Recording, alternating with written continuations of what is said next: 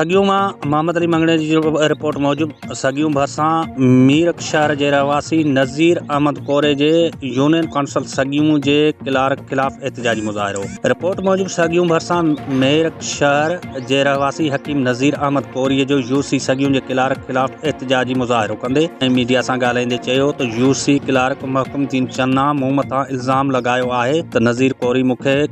खंड मां तयारु थियल माखी विकिरो करे ऐं असुल माखीअ जी रक़म वसूल कई आहे, जंहिंमें का बि सदाकत न आहे। हिन पंहिंजे बयान में ॿुधायो त महकम वारनि माखीअ जूं बोतलूं लालू कोट माखी खणी विकिरो कंदड़ हमराह खां वरितियूं हुयूं। मूं रुॻो उन खां रिआयत कराए ॾिनी हुई, पर उन बावजूदि मां हिन खे पंहिंजी माखी ॾिनी जेका हिन न वरिती ऐं हू मूंखे घटि वधि ॻाल्हाइण खां पोइ हिन मुंहिंजे ख़िलाफ़ मीडिया में ग़लति इल्ज़ामनि सां बयानु ॾिनो आहे, जेको सुठो अमल न आहे। हिन चयो त किथे बि ॻाल्हियूं करे मां फ़ैसिलो ॾियण लाइ तयारु आहियां। ॿिए तरफ़ महकमदीन चन्ना पंहिंजे मौक़िफ़ ॾींदे चयो त हकीम नज़ीर अहमद कोरी जैली हकीम आहे ऐं जंहिं ग़लति इलाज सबबि केतिरा ई माण्हू अपाज बणाए छॾिया आहिनि ऐं खंड मां नकुल माखी तयारु करे ऐं रक़म असुल माखीअ जी वसूल कंदो आहे, जंहिंखे इलाइक़े जे बाअसर माण्हुनि जी पुठभराई हासिलु आहे।